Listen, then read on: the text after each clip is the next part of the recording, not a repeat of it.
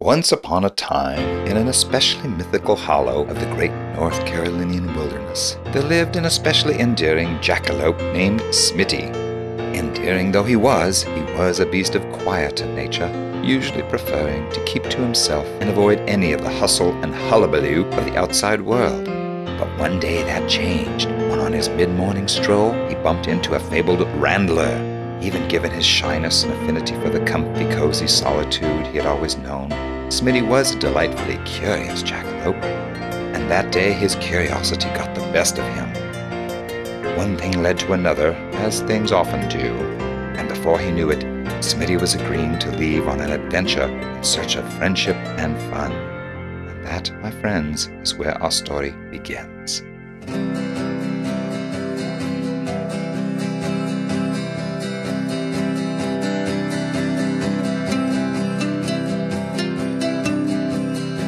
The great era of time we call the late 70s. Two landmarking events occur. Rhett McLaughlin and Link Neal were born.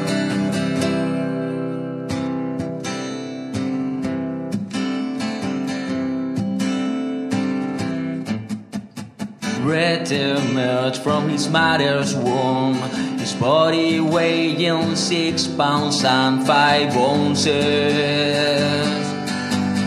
And his cock and drum now we weighing 7 pounds 8 ounces. For a total weight of 30 pounds 30 ounces.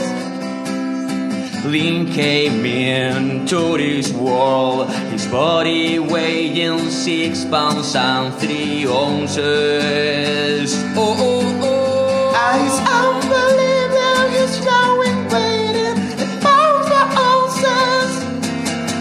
for a total combined weight of 14 pounds 12 ounces.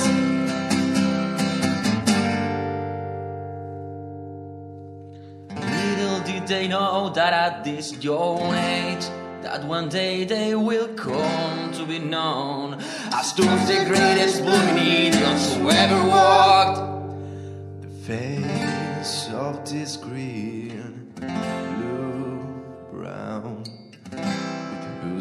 of the yellow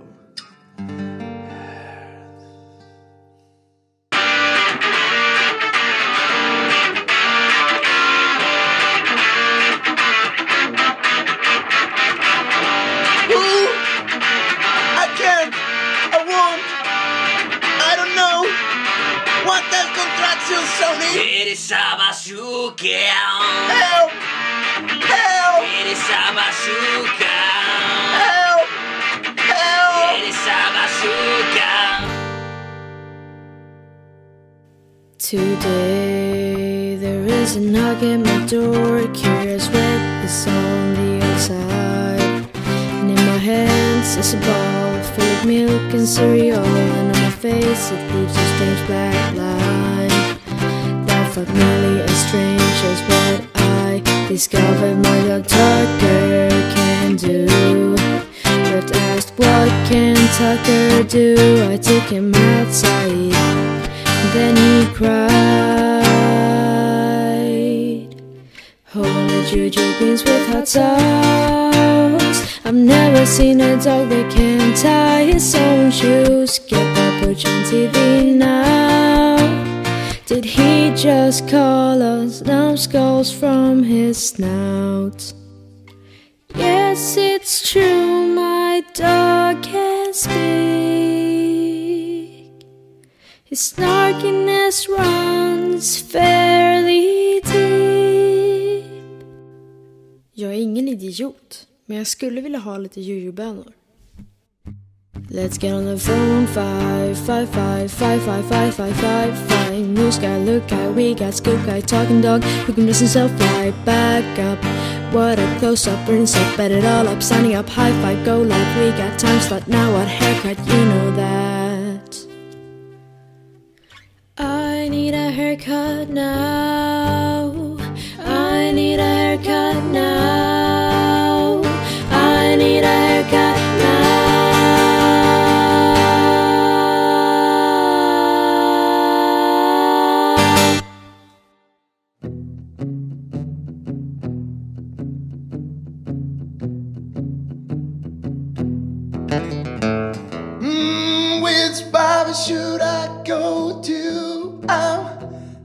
for a nice clean show by conservative dream.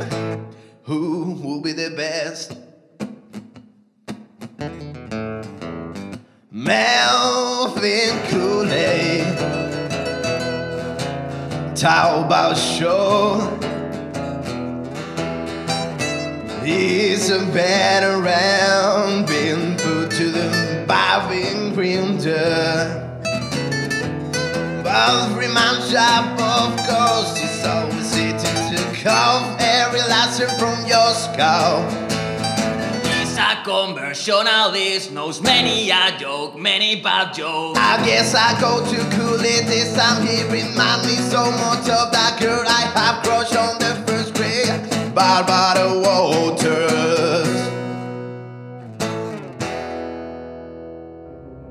Our two furry friends were only a few hours into their great journey when they spotted a majestic unicorn towering over them on a rocky ledge. Smitty, warmed by his newfound fraternity, managed to scrounge up the courage to challenge the magnificent beast to a dance-off.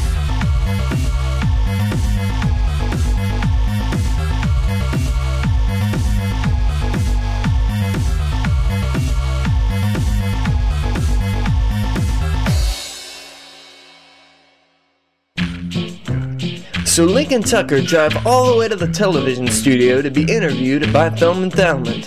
He asks them a lot of interesting questions, and Link demonstrates how Tucker can dress himself. After a while, the interview's over and it's time for them to leave. But little do they know the adventure that awaits them.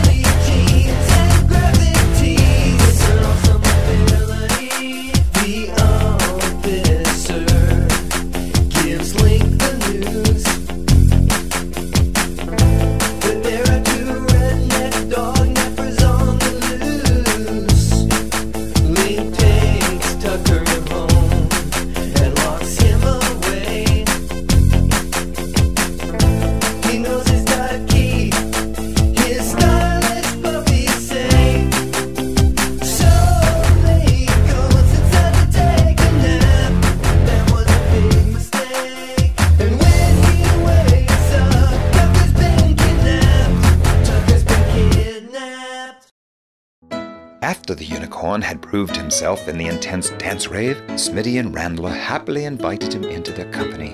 They traveled for days, overturning every leaf and rock, searching for willing members fit to join their party, but none were to be found. At a particularly low point of this disappointment, they were unfortunate enough to run across a nasty bunch of squirrels. This may surprise you, for most everybody thinks squirrels are cute little critters, soft and cuddly and skittish if anything, but ever since two rogue internet-tainers released a song advocating their rights, they have really taken quite a turn for the worst. And at this darkest hour, fate smiled on our unlikely heroes and sent a saving grace, a glitter of hope, a light in the darkness. Belvedere, the fearless cockatrice.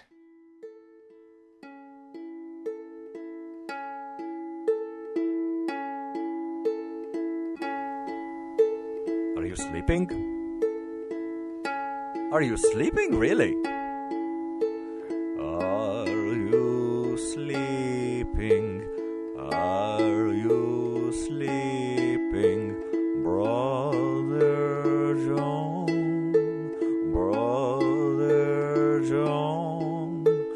Morning bells are ringing, morning bells are ringing, ding, ding, dong, ding, ding, dong.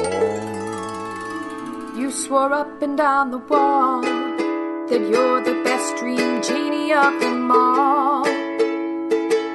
Somehow you got me to agree to listen to the words that you're telling me. But now that I'm coming clean, first off, fortune telling's just a scheme, and that lame attempt isn't worthy of my time, so I'd better be going. And he says to me, the shortest distance between 2 points is a straight line, and I'm not sure what that means. Hello? Dream Genie here. Here we go again. Frere dormez-vous, dormez-vous, sonnez le mattino.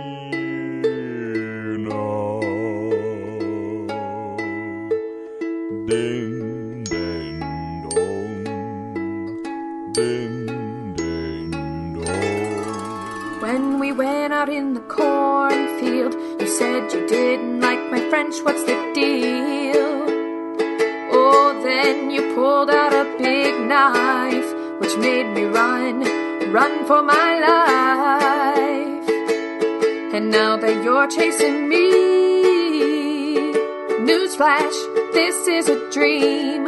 Unless this is an alternate reality. No, that can't be. Tonight I'm dreaming some really, really messed up things. And he says to me, the shortest distance between 2 points is a straight line, and I'm not sure what that means. And he says to me, the shortest distance between 2 points is a straight line, and we're not sure what that means. Tucker's gone. I can't believe. Tried to sleep it away. Then I had a weird dream. It's more than a want. It's more than a need. I'll shrivel up and die. Oh, my self-dressing doggy. Oh, my goodness. Not a plant. I should grow a beard. Grow a beard. Grow a beard. I feel bad for Link. I feel bad for Link. To make a long story short, Link made the mistake of leaving Tucker unattended, and when he got back, his dog was gone. Rhett decides to try to cheer his best friend up by treating him to lunch at their favorite restaurant, Subway.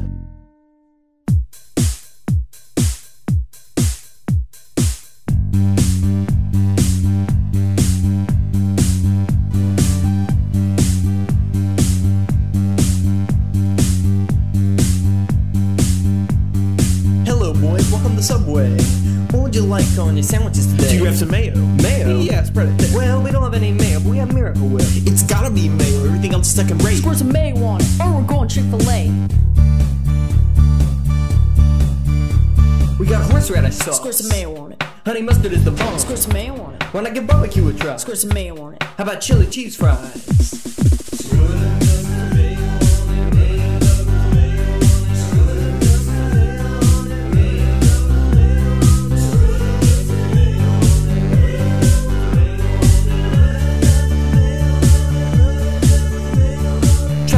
Squirt some mayo on it. Give me a break here, fellas. Squirt some mayo on it. How about sweet and sour sauce? Squirt some mayo on it. Ketchup is the boss.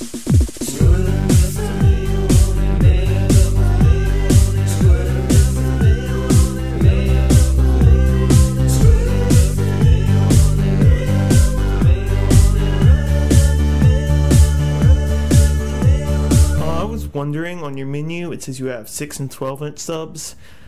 Can I get a 9-inch? No.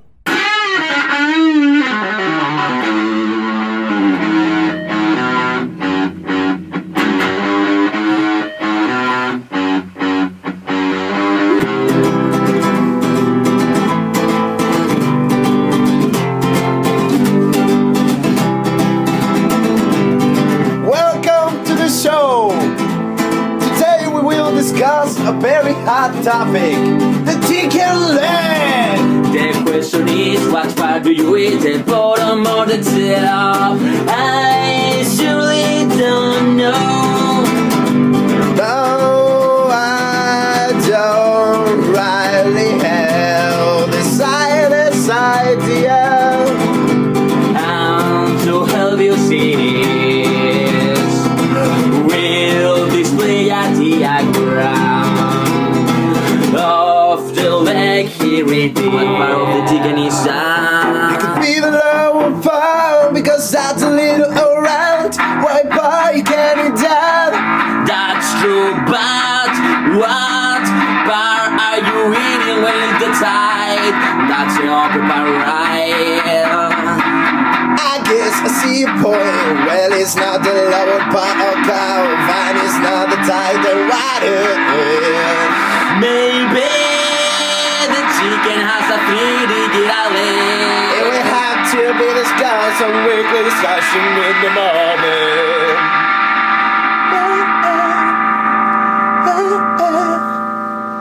Yeah.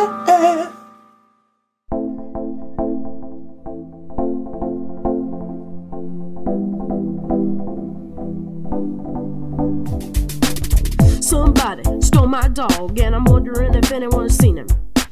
Somebody stole his dog and rascaled around town to see if anybody's seen him. He ain't an ordinary dog, he does a crazy trick while other dogs are playing dead. He's putting on the red, so we're handing out flyers to see if anyone knows or if anybody's seen a dog wearing clothes. His name is Tucker, and he's got an attitude. Unlike other dogs, he don't go round in the news. He wears V-neck tees and he's down on jeans. He weighs 300 pounds when he's wearing his bling.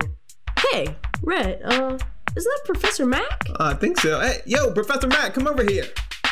Hello boys, it's I, Professor Mac, and I figured out a way you can get your dog back. I watched your web show and I heard about your problems, and I've got a new invention that'll help you to solve. It's called the ANIMATORS smoke emission tubule. It's kinda hard to pronounce, yeah, it's really a mouthful, but to whoever stole your dog, it'll help you lay the blame, and all you need is a name. A name? That's correct. A name is all you need, and whoever took your dog will be sorry they did the deed. If you say the name out loud, the tubule will track them down, and before you can blink, you're reunited with your hound. I forgot to mention, the name's gotta be one of 3: Billy Ray, Billy Ron, and lastly Smitty. But what if the dog mapper has a different name, such as Charles or John or maybe even Wayne?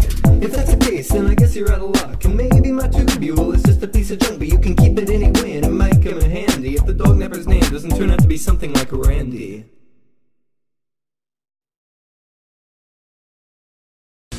I've got the greatest thing on earth, but it's not made for this earth.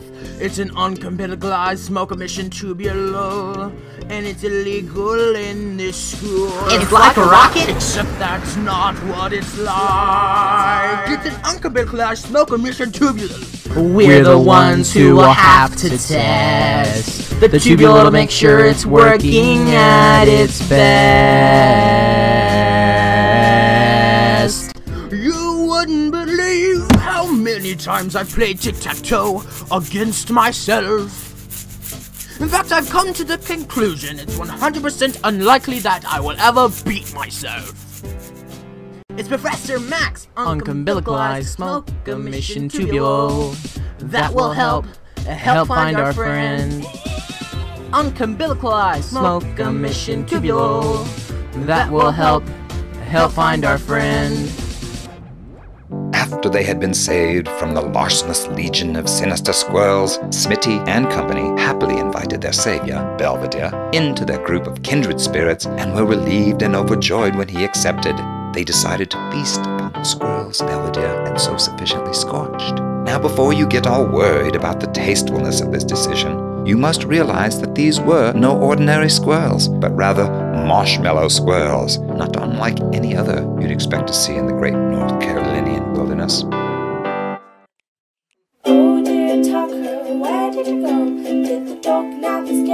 we just don't know. We can't pay to get you back. Our only hope is in Professor Mac. Oh, we miss you so, life just isn't the same. We are far too young to play the scary game. We are only 14, what should we do? Will this all work out? We don't have a clue. So, we'll just sit and watch TV.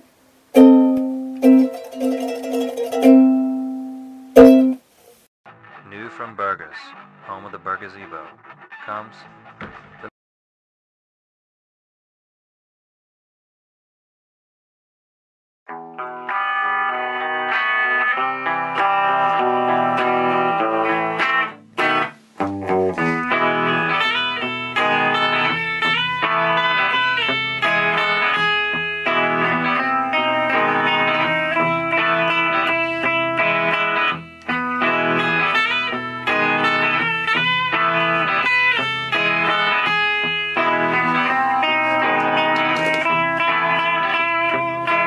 Welcome to the world of the hunter and the hunted.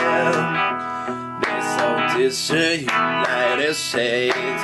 Today will we dispersing through the wilderness with some expert companions. Now let's begin our journey.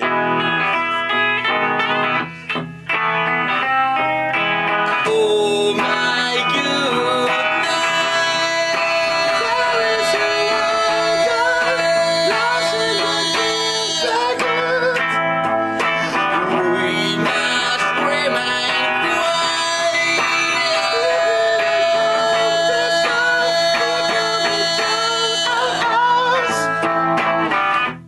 Is that Tucker? It looks just like him. That is Tucker! Oh man, we gotta go find him!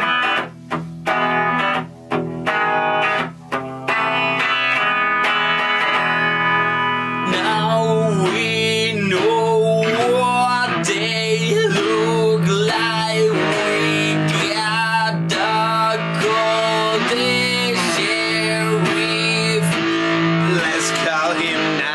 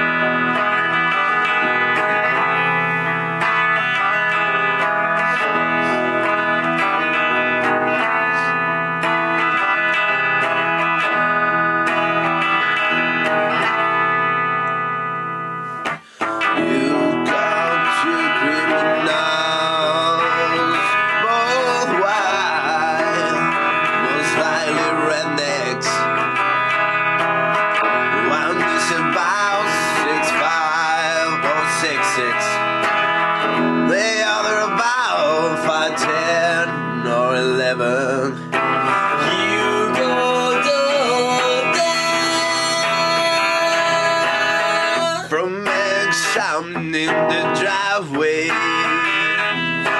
no, I go there. From the video you show me, but I can tell you something. Your duty is drive a truck and to left in that direction.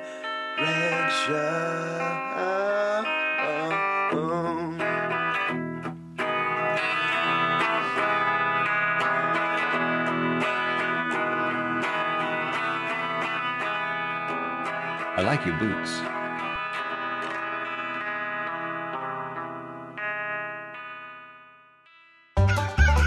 We used to cut deer, right? Well, now we cut deals. You over here, you wanna go there. Straight Line Tours has your low airfare. Our best agent Tucker will treat you just fine, cause the shortest distance between 2 points is a straight line. I've got to tell you that as much as I've tried to comprehend it, I just just can't understand just how our situation gave Professor Mac the implication that this, whatever it is, would actually help with our plan. In reply, I'll admit that it's kind of odd, since all it does is make impact with people of three certain names. Yeah, but how many times does he have to prove these? The master of all scientific intricacies for you to defer to his judgment and trust this. What exactly is it? Tubule, it's so delightfully unumbilicalized. And look, it even emits smoke, Well, I'd hope so, since that's in its name. Ready? I think it's time that we finally tried to test this thing and see if it actually works. Oh, please, I really hope so, 'cause I'd imagine that going on that show with a dog who could dress himself would surely have financial purse. Oh no, oh no, oh no. What on earth could be the cause of this? Not our precious tubule. I'm afraid it seems all hope is lost.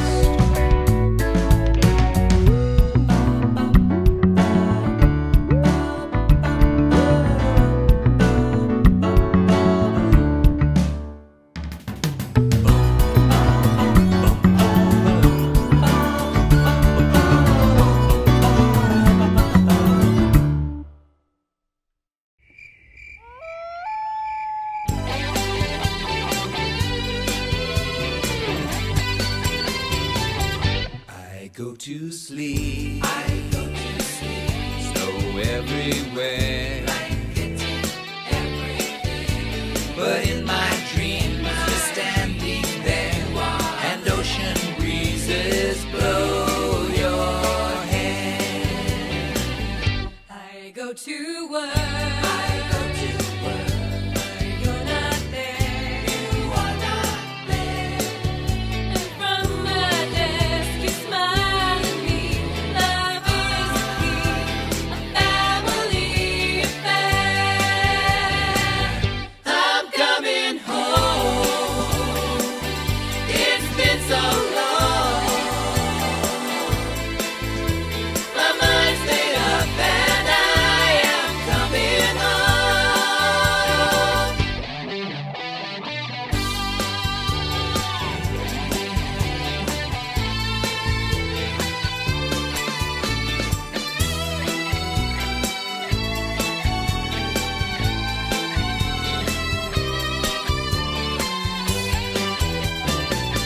I could be home by noon on Monday if I take the midnight train. It's not that things are all that bad here, and I really can't complain. It's just that I got you on the brain. I think of you. When I'm alone, All I do is think of you. Can't wait a minute more. I'm coming home.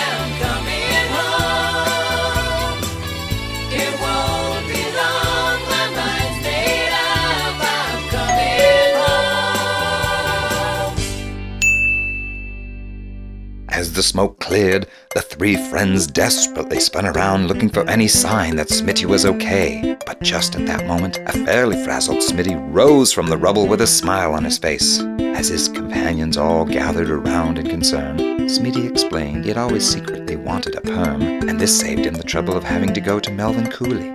Reunited, the friends walked off into the sunset, ready to continue their journey. And strangely, they all felt an unexplainable yearning to find a fifth member, to find a dog who wore human clothes.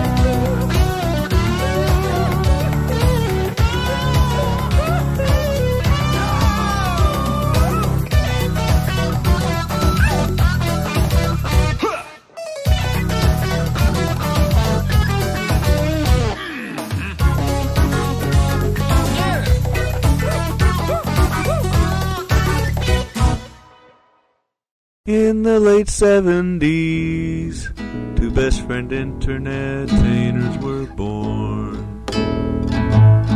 Rhett and Link both emerged with unbelievably huge gargantuan noggins.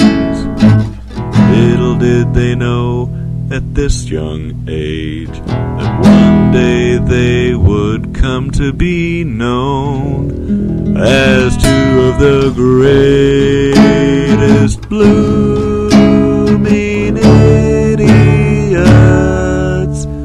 to ever walk the face of this green, blue, brown with yellow earth.